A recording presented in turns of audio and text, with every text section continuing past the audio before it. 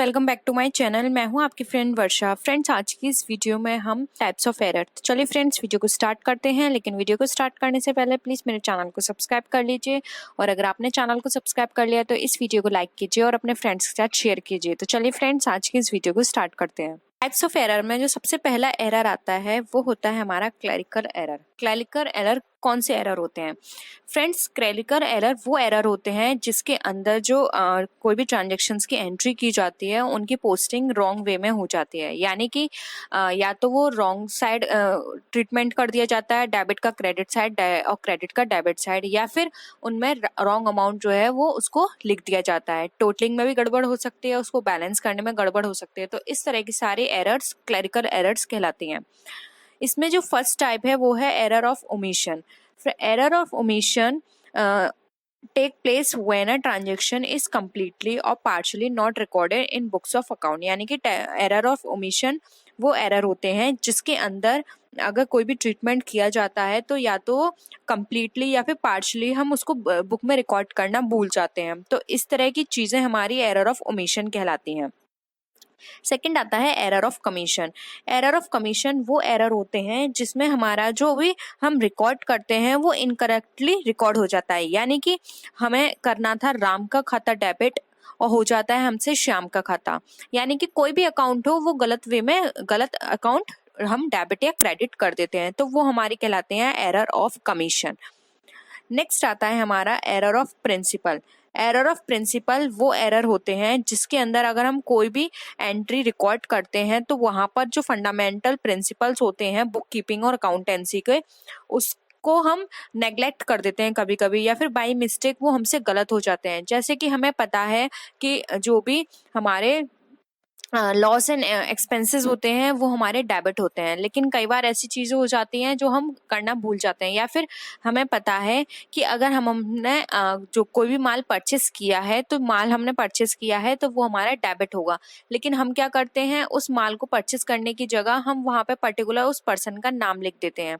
तो कई बार इस तरह की चीज़ें ऐसी होती हैं जो कि फंडामेंटली अगर देखा जाए तो वो रॉन्ग होती हैं। तो इस तरह की एरर हमारी एरर ऑफ प्रिंसिपल कहलाती है, जिसमें जो प्रिंसिपल होते हैं हम उसको फॉलो नहीं कर पाते। नेक्स्ट आता है हमारा कंपनसेटिंग एरर।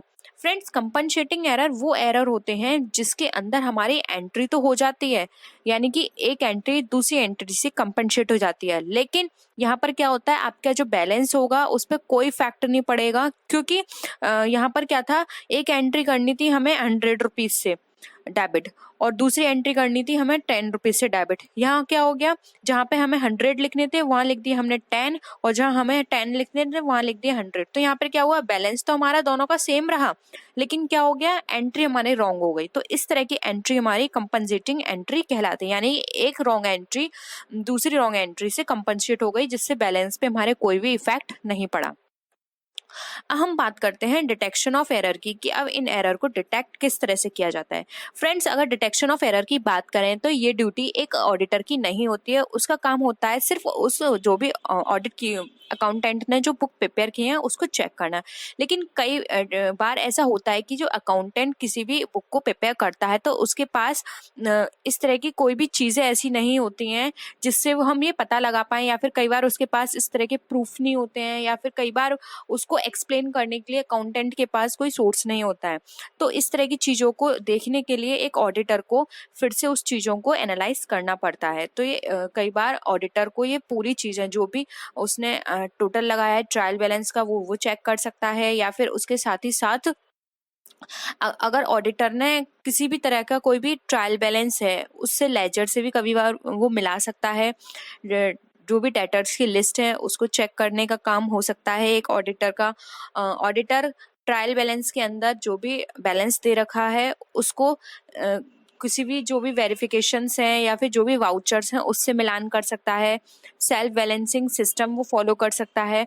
साथ ही साथ जो भी बैलेंस गिवन है P&L अकाउंट में या फिर बैलेंस शीट में उसको भी फाउंड आउट कर सकता है, उनको चेक कर सकता है, क्रॉस चेक कर सकता है कैश बुक से, सेल्स बुक से। तो ये सारी चीज़ें क्या है ऑडिटर कर सकता है। अब नेक्स्ट आता है हमारा detention and prevention of fraud. Detention and prevention of fraud को जानने से पहले कि ये कितनी तरह के होते हैं, हमें पहले इनके मीनिंग को जानना होगा। तो फ्रॉड का मतलब फ्रेंड्स यहाँ पर होता है फॉल्स रिप्रेजेंटेशन, यानी कि गलत तरीके से किसी भी चीज को दिखाना, वो फ्रॉड कहलाता है। और एंट्री मेड इंटेंशनली, यानी कि फ्रॉड के अंदर आपकी इंटेंशन होते हैं किसी चीज को छुपाना या उसको गलत तरीके से दिखाना। और without being in trust with a view to destroy somebody, यानी कि किसी भी पर्सन को हार्म पहुंचाना, किसी भी पर्सन को लॉस करवाने का काम इंटेंशनली अगर आप कुछ भी चीज हाइड कर रहे हो तो फ्रॉड के अंदर आता है। हम बात करेंगे कि कितने तरह के फ्रॉड होते हैं। तो फ्रेंड्स, फ्रॉड जो मेनली होते हैं वो 3 तरह के होते हैं। फर्स्ट आता है हमारा miss appropriation of cash. Miss appropriation के अंदर फ्रेंड्स यहाँ पर जो कैश होता है उसको मिस एप्रोप्रिएट करके दिखाया जाता है, यानी कि ऐसा कोई भी कैश जो रिसीव हुआ है या तो उसको छुपा दिया जाता है, हाइड कर दिया जाता है, शो नहीं किया जाता, या फिर उसको जो भी एक्चुअली रिसीव हुआ है उससे लेस अमाउंट पे दिखाया जाता है, या फिर कोई फिक्टिशियस एंट्री क्रिएट कर दी जाती है किसी पेमेंट की कि ये कैश हुआ है, इसका कैश पेमेंट हुआ है, लेकिन रियल में वो हुआ नहीं होता। तो इस तरह की चीजें जो होती हैं वो हमारे मिस एप्रोप्रिएशन ऑफ कैश में आती हैं। सेकंड जो फ्रॉड होता है वो होता है miss appropriation of good. Friends, miss appropriation of good के अंदर यहाँ पे जो भी गुड होता है उसको हाई वैल्यू पे दिखा दिया जाता है बुक के अंदर, या फिर उसको हाइड कर दिया जाता है और ये दिखा दिया जाता है कि स्टॉक में कम माल है, जबकि स्टॉक में ज्यादा माल रखा होता है गोडाउन के अंदर। तो इसमें क्या होता है, कई बार इस तरह की चीजों को लेस शो करके दिखा दिया जाता है और बाद में उसको फिर ऊंचे दामों पे ब्लैक सेल की जाती है उसकी। तो इस तरह की चीजें जो होती हैं वो मिस एप्रोप्रिएशन ऑफ गुड्स के अंदर आती हैं। नेक्स्ट आता है fraudulent manipulation of accounts. Fraudulent manipulation of account का मतलब फ्रेंड्स यहाँ पर ये है कि जो भी अकाउंट्स प्रिपेयर किए जाते हैं कंपनी के अंदर, उनको गलत तरीके से बनाया जाता है, प्रिपेयर किया जाता है, गलत तरीके से शो किया जाता है जो भी हमारी हायर पार्टी होती है उनके सामने, जिससे कि उन लोगों को इस तरह की चीजें अगर वो देखें तो उसके लिए वो ज्यादा फंड आगे आगे से उसको शो करें या फिर ज्यादा फंड प्रोवाइड करें अपने फाइनेंशियल डिपार्टमेंट को, जिससे कि वो क्या करेंगे कि वो जो फंड उनको ज्यादा प्रोवाइड किया जाएगा उसका वो गलत यूज कर सकते हैं। तो इस तरह की चीजें कई बार ऐसी होती हैं जो कि अकाउंट्स में तो कुछ और होती हैं जबकि रियल में कुछ और ही होती हैं। तो उनको अकाउंट्स में उनकी हाई वैल्यू दिखाना या फिर अकाउंट्स में लो वैल्यू करके दिखाना, तो इस तरह की चीजें क्या होती हैं, ये कई बार अकाउंटेंट या फिर कई बार जो अदर पार्टीज होती हैं उनके द्वारा कर दी जाती हैं, जो कि इनको फाइंड आउट करना एक ऑडिटर का काम होता है कि इस तरह की चीजों को वो चेक करे, वेरीफाई करे, क्रॉस चेक करे, वाउचर से मिलान करे। ठीक है। अब नेक्स्ट आता है ऑडिटर क्यों जरूरी होता है, यानी कि ऑडिटर या फिर ऑडिटिंग करवाना क्यों कंपलसरी होता है, क्यों ये करवाया जाता है। फ्रेंड, जैसा कि आपने ऊपर इतने सारे ये एरर्स पढ़े थे, इससे आपको पता चल ही गया होगा कि इन सारी चीजों जो भी एक्टिविटी गलत तरीके से की जा रही हैं उनको रोकना ऑडिटिंग का काम होता है। तो ये एक एडवांटेज भी हो सकता है ऑडिटिंग का कि इसके थ्रू फिर हम पता लगा सकते हैं कि हमारे कंपनी में हमारे जो स्टाफ है या फिर हमारे साथ जो भी हमारे कलीग हैं वो किस तरह का काम कर रहे हैं, वो ऑनेस्ट है या नहीं हमारे लिए। तो इस तरह की चीजें हम इनके थ्रू पता लगा सकते हैं। हम वन बाय वन डिस्कस करेंगे। तो फर्स्ट आता है फॉर बिजनेस इटसेल्फ, यानी कि एक बिजनेस के लिए क्या इंपॉर्टेंस है एक ऑडिटिंग की।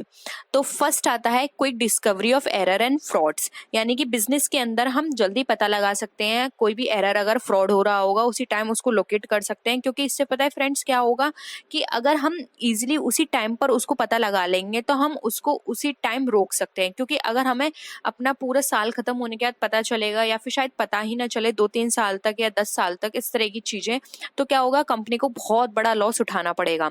तो इस तरह की चीजें अगर हम ऑडिटिंग हर साल करवाएंगे तो हमें उसी टाइम पता चल जाएगा, जिससे कि हम आगे कोई और स्टेप ले सकें। इससे जो भी हमारे एम्प्लॉयज होंगे उसका मॉरल भी चेक हो सकता है कि वो किस तरह के हैं, वो बिजनेस को किस तरह से काम करते हैं, किस तरह से वो सारी चीज़ों को हैंडल करते हैं, मनी का हमें पता चलेगा। और ऑडिटिंग के साथ फ्रेंड्स एक और बेनिफिट भी ये होता है कि हमें इससे बजट बनाने में भी हेल्प मिलती है। नेक्स्ट टाइम के लिए अगर हमें लगता है कि हमारे ऑडिटिंग के थ्रू कि हमारे जो कैश है, जो भी हम सेट्स होती हैं वो हमारे पास कम है या फिर किसी भी तरह की इस तरह की प्रॉब्लम आ रही है, तो हम वहाँ पे उसका आगे से कोई और सोल्यूशन निकाल के रख सकते हैं। और साथ ही साथ हमें एक एडवाइस भी मिलती है मैनेजमेंट को इससे कि रेगुलर ऑडिट अगर हम करवाएंगे या फिर कोई भी ऑडिट वीकली करवा रहे हैं, तो इससे क्या होगा, वो लोग भी ऑनेस्ट रहेंगे अपने काम के लिए और ज़्यादा से ज़्यादा अपना जो भी प्रोडक्टिव चीज़ें होंगी वो उसको देने की कोशिश करेंगे। ऑडिट हमारे लिए इसलिए भी हेल्पफुल है क्योंकि इससे जो भी रिप्रेजेंटेटिव होता है कंपनी का, तो वो क्या करते हैं, वो चीज़ों को मैनेज करने की कोशिश करते हैं और उनके सारी चीज़ें जो भी होती हैं वो उनके सामने फ्रिक्वेंटली आती रहती हैं, जिससे कि वो इजिली उस पर कोई भी स्टेप ले सकते हैं। नेक्स्ट हम बात करते हैं अब for the owners of business. अब जो भी बिजनेस का ओनर है उसके लिए क्यों फायदेमंद है, तो फ्रेंड्स इससे क्या होता है कि जो उसकी रेस्पॉन्सिबिलिटी होती है उसे पता चलती हैं और उसको एक क्विक रिपोर्ट मिलती रहती है कि उसके बिजनेस में क्या हो रहा है, कैसा चल रहा है। और जो अगर हम पार्टनरशिप केस की बात करें तो फ्रेंड्स पार्टनरशिप केस में ऑडिट कराने से हमें ये भी फायदा होता है कि अगर किसी भी तरह का कोई डिस्प्यूट अराइज होता है तो वहाँ पर ये ऑडिट हेल्प करती है आपको। एडमिशन के टाइम पर, रिटायरमेंट या फिर डेथ के टाइम पर ये हमारी ऑडिट हेल्प करती है वाइंड अप करने में, किसी भी असेट्स को डिस्ट्रीब्यूट करने में। नेक्स्ट आता है फॉर अदर्स। ऑडिटर करवाना अदर के लिए क्यों हेल्पफुल है। फ्रेंड्स अदर की बात करें तो इसमें अदर में हमारे जितने इनकम टैक्स डिपार्टमेंट आ सकता है, क्योंकि ऑडिट कराने से इनकम टैक्स डिपार्टमेंट को हेल्प मिलती है उस पर टैक्स लगाने में। अगर किसी भी तरह का इंश्योरेंस क्लेम होना है तो उसमें भी हमें सेटलमेंट कराने में हेल्प मिलेगी। सेल टैक्स पेमेंट में हमें हेल्प मिलती है। तो जितने भी अदर पार्टीज होती हैं उनको भी एक ऑडिटिंग से हेल्प मिलती है। हम बात करते हैं लिमिटेशंस क्या हैं। तो फ्रेंड्स सबसे बड़ी जो इसकी लिमिटेशन है वो है lack of complete picture. Lack of complete picture का मतलब फ्रेंड्स यहाँ पर ये है कि कई बार ऑडिटिंग में क्या होता है कि जो हमारी कंप्लीट पिक्चर होती है, यानी कि हमारी कंपनी किस तरह का काम कर रही है, क्या उसकी पोजीशन है, ये सब करना कई बार उसकी रियल पिक्चर हमें नहीं मिल पाती, क्योंकि यहाँ पे जो अकाउंटेंट जो भी प्रिपेयर करता है वही शो किया जाता है एक ऑडिटर को। और एक ऑडिटर भी उन सब चीज़ों को इतना डीपली एनालाइज नहीं करता है। ड्यूटी होती है उसकी एनालाइज करना, लेकिन कोई भी ऑडिटर इतना डीपली एनालाइज नहीं करता, तो कई बार हमें जो रियल पिक्चर होती है वो हमें नहीं पता चल पाती बिजनेस की। नेक्स्ट आता है problem of dependence. Problem of dependence का मतलब यहाँ पर ये है कि फ्रेंड जो ऑडिटर होता है उसकी डिपेंड वो होता है एक्सप्लेनेशन पर, क्लैरिफिकेशन पर, इन्फॉर्मेशन पर, जो भी क्लाइंट या फिर जो भी स्टाफ उसको प्रोवाइड कर रहा है। यानी कि अगर उसको रॉन्ग इन्फॉर्मेशन प्रोवाइड की गई होगी स्टाफ के द्वारा ऑडिटर को, तो वो उसी तरह से उसकी रिपोर्ट प्रिपेयर करेगा। तो यहाँ पे पूरा जो ऑडिटर होता है वो पूरा डिपेंड होता है जो भी स्टाफ या फिर कंपनी में उसको प्रोवाइड की गई है इन्फॉर्मेशन, उसके बेसिस पर। नेक्स्ट अब हम बात करते हैं हमारी existence of error in audited accounts, यानी कि जो ऑडिटेड अकाउंट्स होते हैं उसमें एग्जिस्टेंस क्या है एरर की। फ्रेंड्स इसमें टाइम और कॉस्ट के ज़्यादा होने के कारण यहाँ पे ऑडिटर ज़्यादा एग्जामिन नहीं कर पाता ट्रांजेक्शन्स, वो इतना डीपली नहीं देख पाता सारी चीज़ों को। वो बस बैलेंस चेक करते हैं और अगर किसी भी तरह की रैंडम वो कोई भी उठा लेते हैं, कोई भी बुक उसको चेक कर लेते हैं, तो इससे क्या होता है कई बार बहुत सारे ऐसी एरर होती हैं जो कि चेक करने से रह जाती हैं। तो इस तरह की प्रॉब्लम भी बहुत फेस की जाती है इसमें।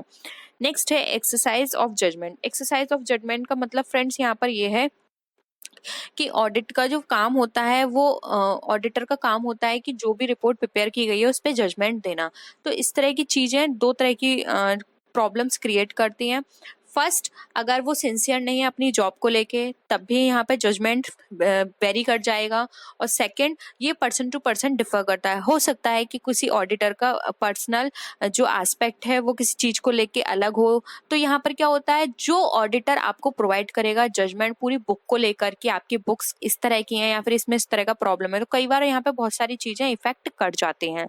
नेक्स्ट आता है डाइवर्सिफाइड सिचुएशन। डाइवर्सिफाइड सिचुएशन का मतलब फ्रेंड्स यहाँ पर यह है कि ऑडिटर जो ऑडिटिंग होती है वो एक तरह से मैकेनिकल वर्क की तरह कंसिडर की जाती है।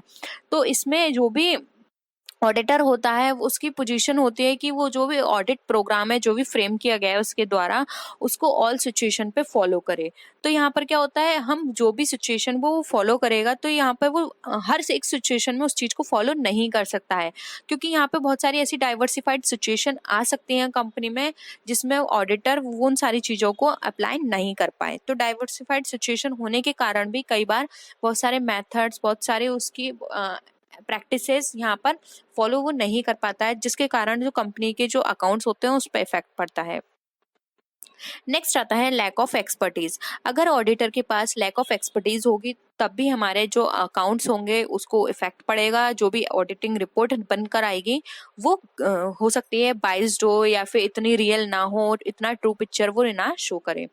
नेक्स्ट आता है limitation of internal control. Limitation of internal control का मतलब फ्रेंड्स यहाँ पे ये है कि अगर बहुत ज़्यादा कंट्रोल किया गया है ऑडिटर का रिपोर्ट को फेयर बनाने के लिए, ट्रुथ बनाने के लिए, अगर स्टाफ ने ये कहा है कि चाहे कुछ भी हो, कितने भी एरर हो, आपको बस अच्छी रिपोर्ट बना के देनी है, आपको फेयर चीज़ें दिखानी है, हर चीज़ आपको अच्छी करके दिखानी है, तो यहाँ पर पता है क्या होगा, अगर इंटरनल कंट्रोल इतना ज़्यादा है तो एक ऑडिटर अपनी उसकी जो भी ड्यूटी है उसको अच्छे से परफॉर्म नहीं कर पाएगा। तो कई बार इस तरह की चीज़ें देखी गई हैं, कंपनियां करती हैं, क्योंकि एक ऑडिटर जो होता है वो वही इमेज बना के देगा जो कि कंपनी ने उसको बनाने के लिए कहा है। वैसे अगर मॉरल ड्यूटी देखी जाए एक ऑडिटर की तो वो होता है ट्रू एंड फेयर रिपोर्ट बनाना। लेकिन यहाँ पर बाइसनेस हो जाती है अगर स्टाफ ने कहा है कि आपको बिल्कुल वही रिपोर्ट बनानी है जैसा कि हम बोल रहे हैं, ना कि आपको वो रिपोर्ट बनानी है जो बिजनेस कह रहा है आपसे। तो इस तरह की चीज़ें कई बार इसलिए करवाई जाती हैं जिससे कि जो आउटसाइड पार्टी है उनको बेवकूफ़ बनाया जाए, उनसे अगर किसी भी तरह की कोई भी प्रॉब्लम है या फिर इन्वेस्टर पे गलत इफेक्ट ना पड़े। तो इस वजह से भी कंपनियां बहुत सारी इस तरह की चीज़ों को करवाती हैं। नेक्स्ट आता है influence of management on the auditor. Influence of management on the auditor का मतलब फ्रेंड्स यहाँ पर ये है कि अगर जो भी ऑडिटर है वो अपॉइंट अगर मैनेजमेंट की तरफ से किया गया है तो वो हमेशा वही रिपोर्ट बनाएगा जो कि मैनेजमेंट के फेवर में होगी। वहीं यदि ऑडिटर शेयर होल्डर्स के थ्रू अपॉइंट किया गया है तो वो वही रिपोर्ट बनाएगा जो कि शेयर होल्डर के फेवर में होगी। तो कई बार इस तरह की चीजें जो ऑडिटर को इन्फ्लुएंस करती हैं, ऑडिटर ये देखता है कि उसको फीस कौन पे करेगा, मैनेजमेंट पे करेगा या फिर इन्वेस्टर्स या जो भी शेयर होल्डर्स हैं वो पे करेंगे। तो वो बायस हो जाता है और उन्हीं के फेवर में वो रिपोर्ट बनाता है। तो इस तरह की बहुत सारी चीजें होती हैं जो कि एक ऑडिटिंग के लिए बहुत ही हार्मफुल होती हैं, क्योंकि यहाँ पर ऑडिटिंग की जो रियल पिक्चर होती है वो शो नहीं हो पाती है। जबकि एक ऑडिटर का काम होता है वो बाइसनेस ना होके ट्रू एंड फेयर रिपोर्ट बनाए जो भी कंपनी उसको बता रही है या फिर जो भी उसके अकाउंट्स या रिकॉर्ड्स उसको बता रहे हैं। लेकिन इस तरह की चीजें अगर प्रैक्टिकल लाइफ में देखें तो बहुत कम होती हैं। वो हमेशा वही रिपोर्ट प्रिपेयर करते हैं जो कि उनसे रिलेटेड जो भी कंसर्न पार्टी है उसके फेवर में हो। तो फ्रेंड्स आज के लिए इतना ही। आई होप आपको टाइप्स ऑफ एरर्स पसंद आए होंगे, आपको क्लियर हुए होंगे। जो भी अगर किसी भी तरह की कोई भी क्वेरी हो या क्वेश्चन हो तो आप नीचे कमेंट सेक्शन में लिख सकते हैं। कोशिश करेंगे हम जल्द से जल्द उस पर वीडियो बनाने की। तो फ्रेंड्स नेक्स्ट वीडियो में हम फिर मिलते हैं और विच वीडियोस के साथ। तब तक के लिए बाय बाय।